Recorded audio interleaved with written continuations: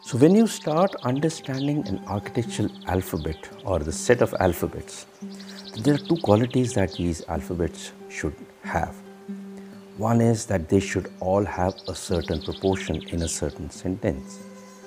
And second, we should understand the structure of each and every alphabet. I will be going through the structure of each and every alphabet and the variations which are possible. You have to choose the right structure for your liking. We'll first go on to the proportion. An architectural alphabet can be squarish in its proportion.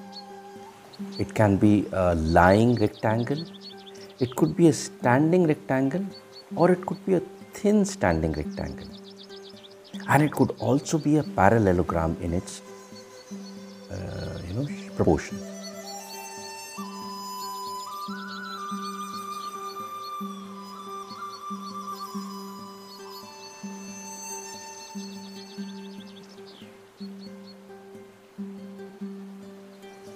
So it could be a square, it could be a lying rectangle, something like this. It could be a standing rectangle, which means it's standing like this. It could be a thin standing rectangle, or it could be a parallelogram.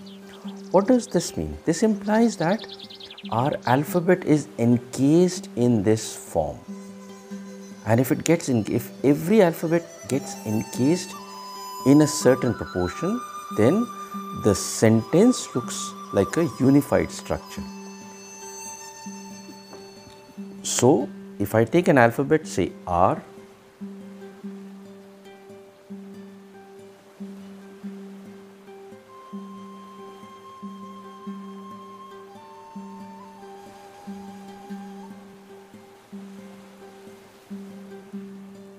so in this case, I have encased this alphabet R in a square, a lying rectangle, a standing rectangle, a thin standing rectangle, or in a rhombus.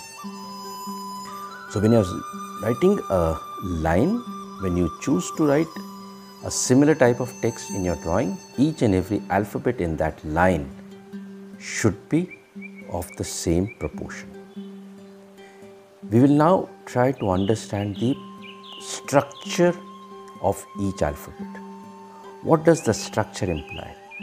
The meaning of structure is, what are the types of geometrical figures which comprise an alphabet? For example, an S is comprised of curve, a T comprises of a horizontal line and a vertical line, an R comprises of a vertical line, this curve and this diagonal cut. So each and every alphabet has a certain structure.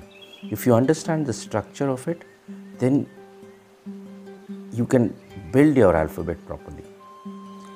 Treat each of your alphabet as a graphic. One more important thing is, always use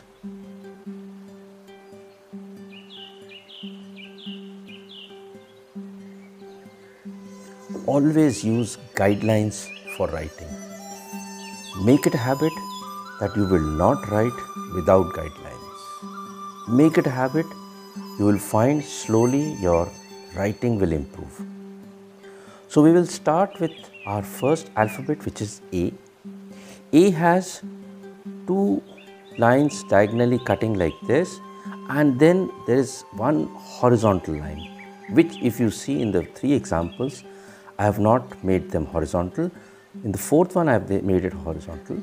But for the speed of writing, it is much easier to cut them diagonally. So, let me just make these.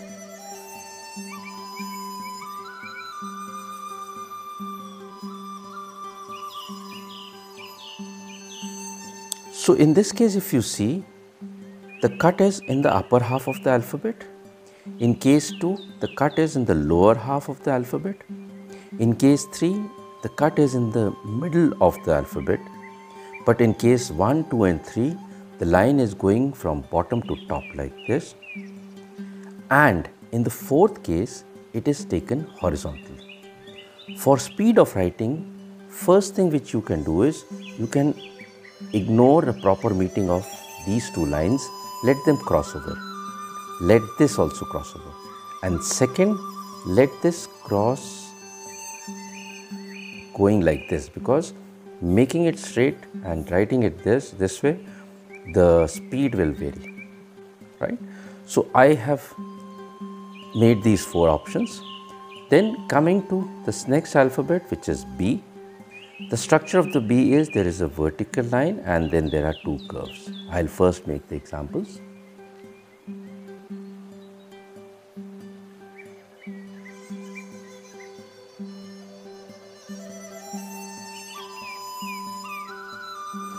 In these four B's, you will find in case 1, the upper curve is smaller than the lower curve. In case 2, the upper curve is bigger and the lower curve is smaller. If you do not see the rest of them, you will find there is a difference in visual quality. If you see only this one, it's heavier on top. It's heavier at bottom. This is balanced, and this is a B which we have learned in school. But then again, for the speed of writing, it becomes difficult to write it like this. It becomes very easy and fast to write it slightly from low to high. The curve bulges that way. The third alphabet is a tricky alphabet, which is C, because it is resting at a point at this place. It rests here.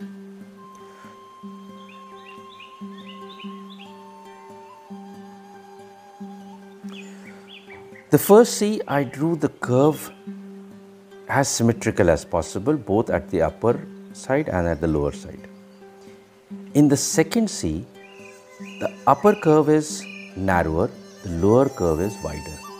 And just for the sake of comparison, I made the upper curve in this case wider, and in this here lower curve was narrower. It is difficult to get a perfect C when you're writing with speed. With time it can come, but a simple variation is that you make this narrower at the top and wider at the base. This looks a bit odd because it looks unstable, because it is more heavy on the top and lighter at the base.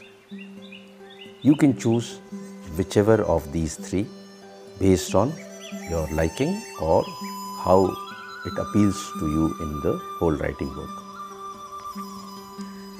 The next alphabet is D.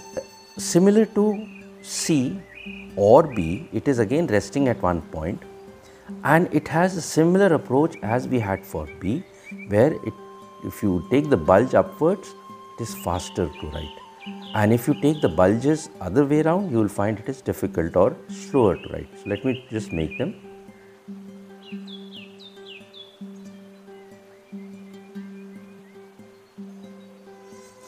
In case 1, I have taken the bulge upwards. In case 2, I have tried to keep the bulge in the center. And in case 3, I have brought the bulge downwards. It is again difficult to bring your pen or pencil fast like this. It's much easier to write like this. Then comes the alphabet, which is made from straight lines again. The alphabet E. It has 4 lines. 1 vertical line and 3 horizontal lines. I have chosen the same way to write the horizontal lines, which is go slightly diagonal. But the placement of these vary and the size of these vary. So just let me make those.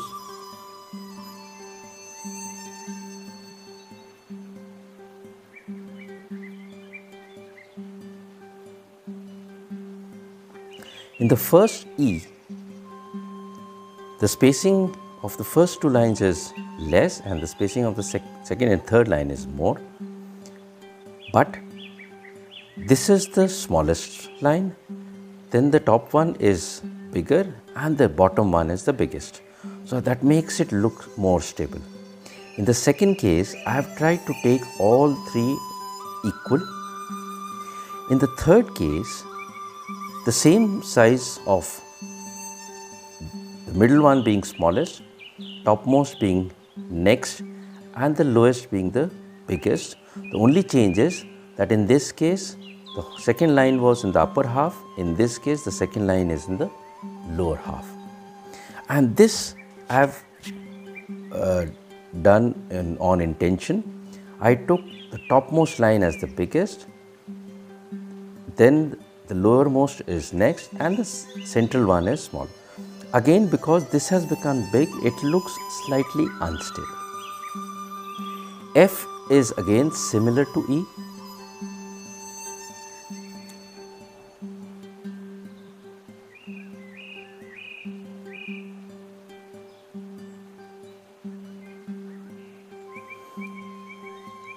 This is the F that we learned in school, where we had one straight line and two perfectly horizontal lines. But again, since the theme is going to go from down to bottom, in this case, the second line is in the lower half. In this case, the second line is on the upper half. And in this case, the second line is centrally placed. Now, you have to understand, in these five alphabets, I have just explained to you the structure of each alphabet. You have to choose which is a good one. Later on in the video, I'll write a complete series of alphabets which I found more convenient and better looking. But that is not the final writing. You make your own choice. Main thing is understand the structure of each and every alphabet and try to repeat that structure in every instance when you're making that alphabet. The next alphabet is G.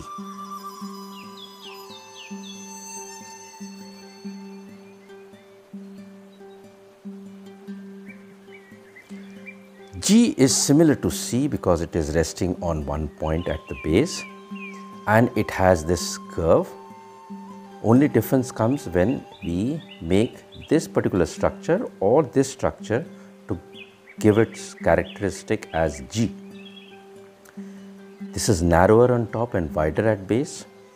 I have tried this to have same bulge on top and bottom, and this has wider top and narrower base. So you need to understand which one of these could be good.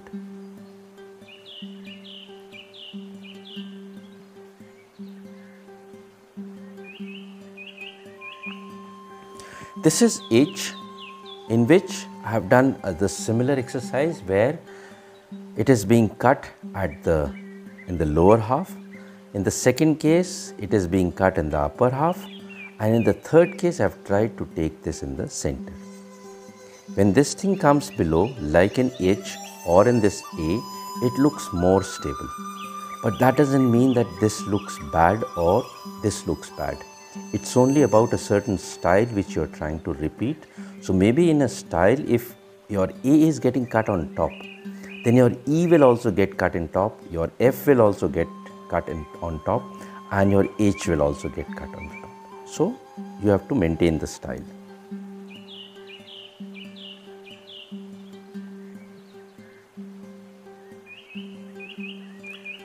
I is a tricky alphabet because we have learned an I with these two lines, but some people prefer doing it like this.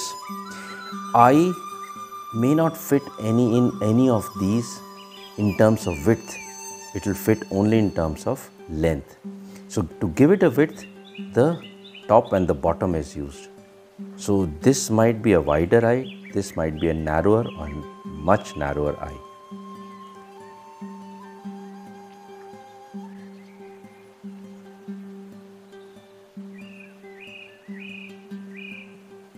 This is a J. In J, this is what we learned, where there is a horizontal line and from centrally another line comes down and takes a curve like this. But for fast writing, you could have one line and then continue it as a J. This is not used, but I just took it as an example just to demonstrate that if we play with the placement of this line, the whole characteristic of the alphabet changes. I am cutting it out that this is not to be used because it really does not fit in any of the styles.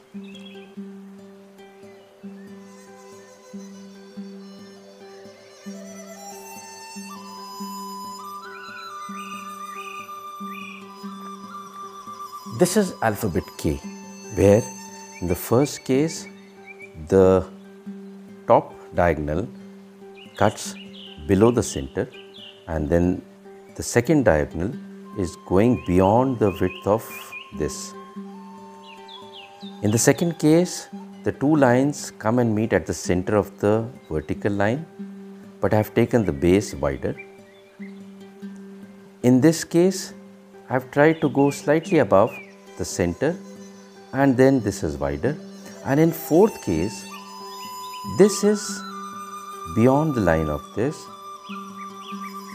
just to demonstrate that again, like some of the other alphabets, like in G or in C or this B, this looks a bit unstable.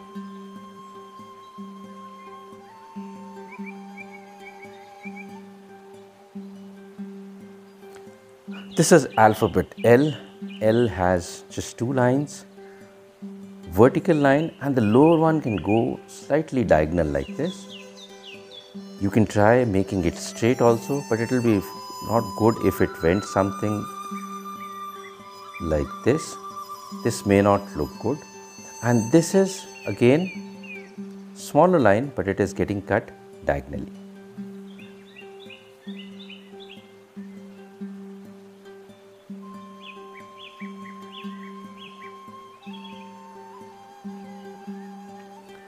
This is alphabet M.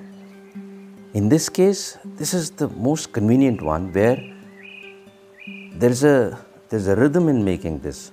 1, 2, 3, 4. It goes in a very rhythmic way. In this second example, this has been cut at the top only, so it is 1, 2, 3, 4. Since this is not falling on any of the guidelines, it has to be maintained properly in all M which will follow in a text. This is what we learned in school, where we had vertical lines, then 2, 3 and again vertical line. So these are the three examples of many possibility of making an M.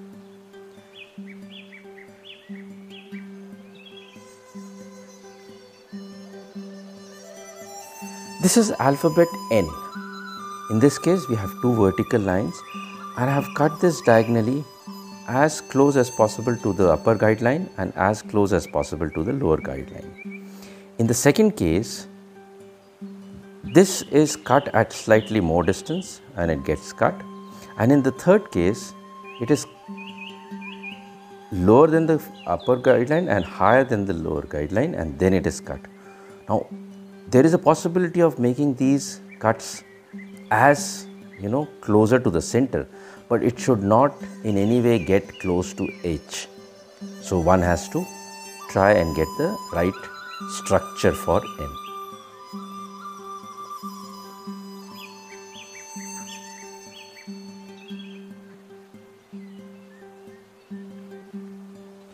This is alphabet O, similar to C, except that it is closed. It is resting only at these points. And for fast writing, it becomes difficult to write it perfectly straight. So if you see my previous writing out here, in my O is bulging at this space and it is bulging at top. It is bulging here and it is bulging here. It is not perfectly straight, which is something similar to this. The third case, I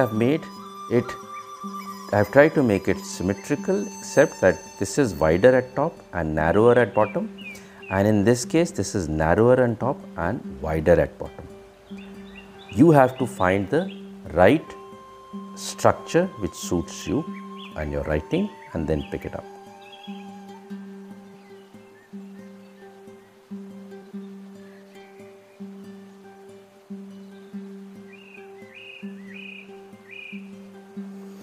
This is alphabet P, which has one straight line and then this curve. This is similar to our alphabet D, except that the curve is finishing above the base, and that is what differentiates P from D. This could be in the lower half, it could finish in the lower half, this could finish in the upper half, this could finish in the center, And this is a curve which we generally saw in our printed fonts and in our writing during the school time. So now we'll go to the next level. Alphabet Q is similar to O, but it has an advantage because of the cut that it has.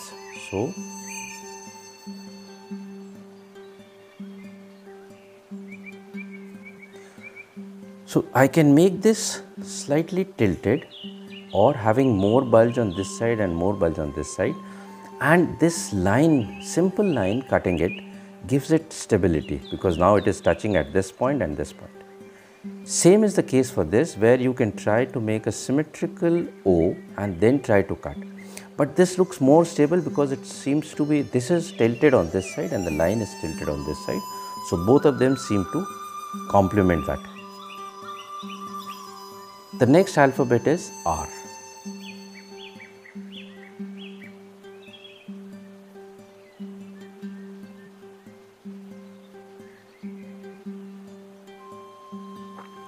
In this case, the curve is cutting, going beyond the center of the line and cutting here, and then the base is equal to the bulge. In this case, this is cutting in the center and the base is going beyond the bulge. In the third case, the bulge is going up to beyond the center of this vertical line, it is out here, and the base is very small. So practically it is looking standing on between this, whereas the bulge is going beyond. And the fourth one has an exaggerated curve which almost comes at the base and this straight line. It's difficult to make this, although it looks very fancy, but then for fast writing you need to have a more convenient structure which is useful.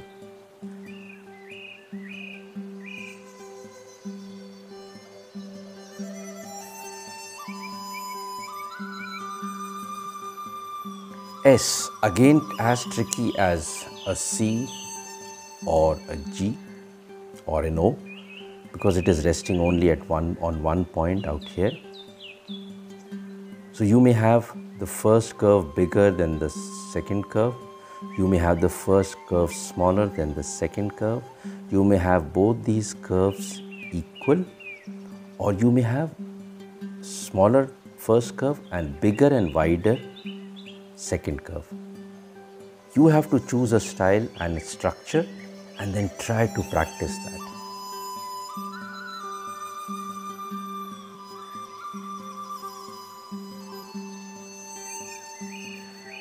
The next alphabet T is similar to I, that it may not conveniently fit into the 4 proportions or the 5 proportions that we took, because it has only one head like this. So that is the only width of the alphabet. Rest of them have a width, certain width. This does not have. So this is small top, slightly wider top, a much wider top, and a diagonally cutting top.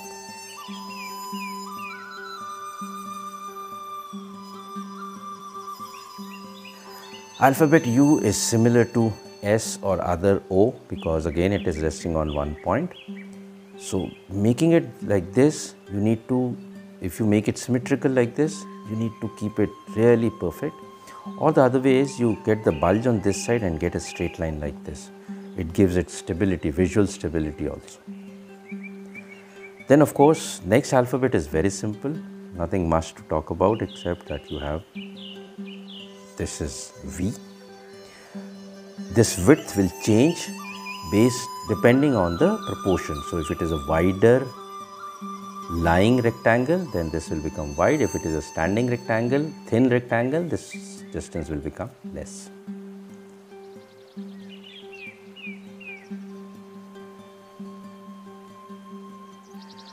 W is similar to what we had in M. It is 1, 2, 3, 4. And in the second case, we could have 1, and smaller line, bigger line.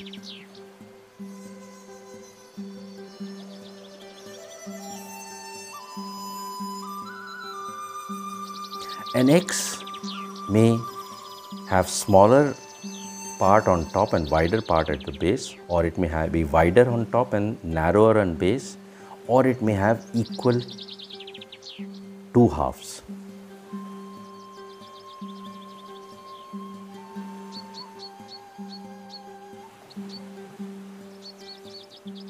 This is alphabet Y, which is again similar to X. Either it may be narrower on top, it may come centrally, or this V may come in the lower part of this thing. But the smaller this will become, it will risk looking like a V. So we have to have the right proportion for this. And then last we have Z or Z,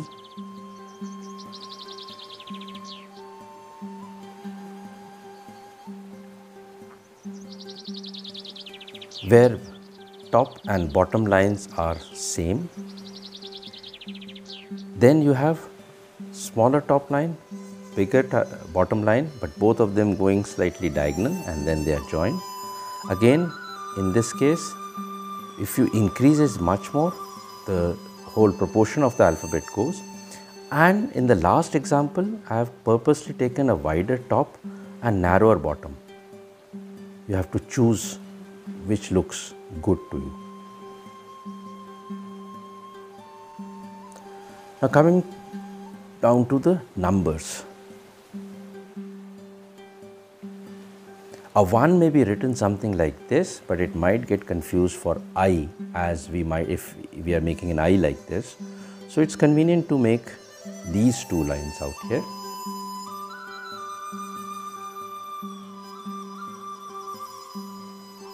Narrower top, wider base. Wider top, narrower base.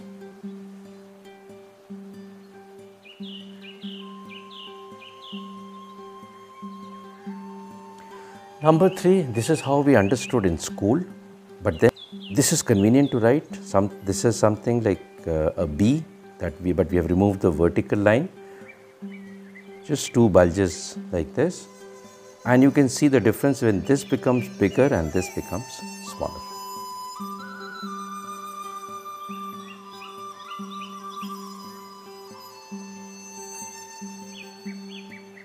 This is number 4.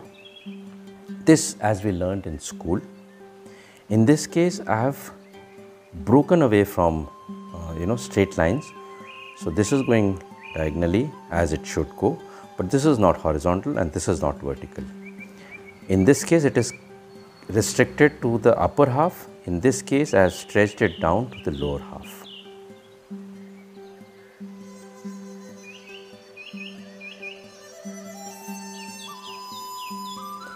This is number 5.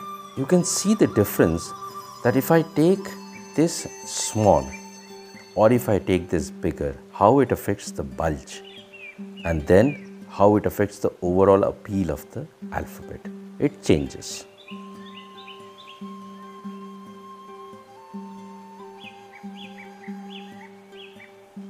Again, in number 6, this part is on the upper half of the number, and in this it is in the finish in the lower half, and you can see the difference in their visual appeal.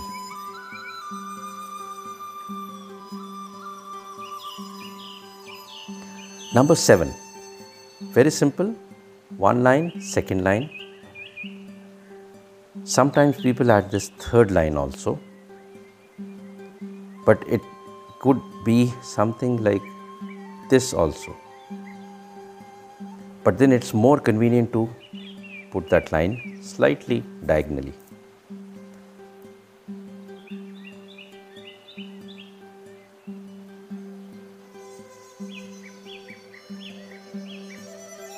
These are 3 examples of making an 8. This I've tried to make it perfectly perpendicular, where the top circle is bigger and the lower one is smaller. Their width is the same. In this case, the curves are bulging on this side and this side, this side and this side. Same is happening in this one, except that this is bigger and in this case this is smaller.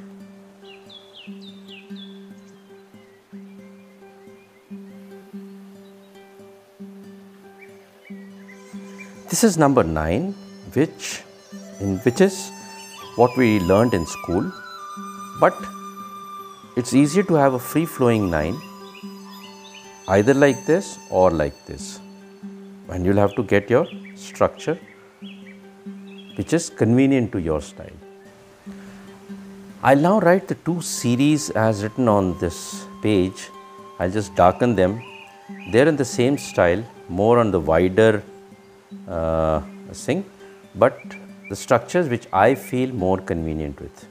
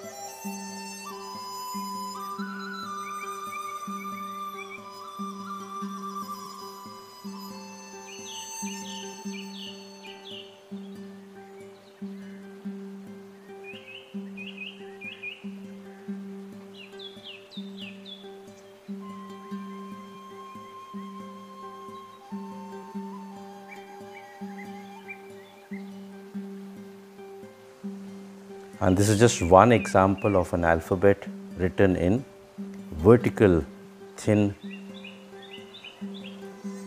more wider. See.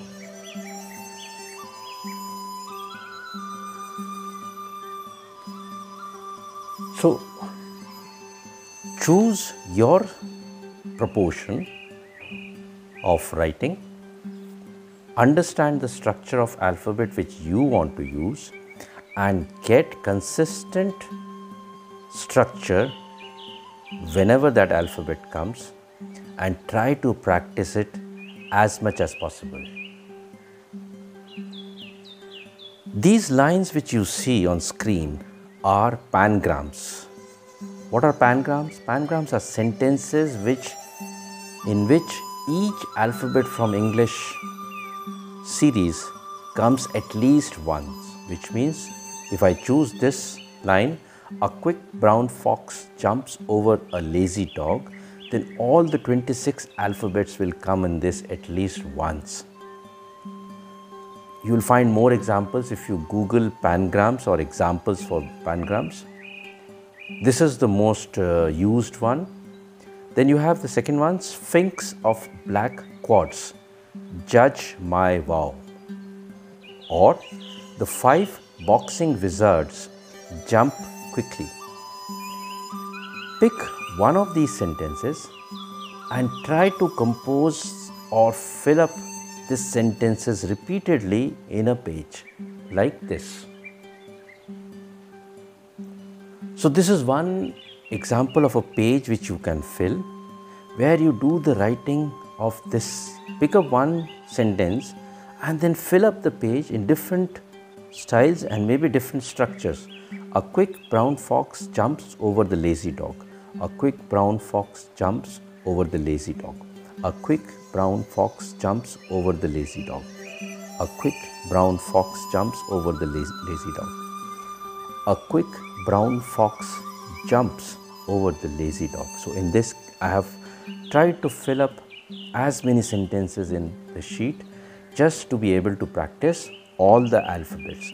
If you will keep doing this repeatedly and try to apply these structures and proportion in your building construction or design sheets, slowly you will start developing a good writing. I hope this was useful. Thanks a lot for watching.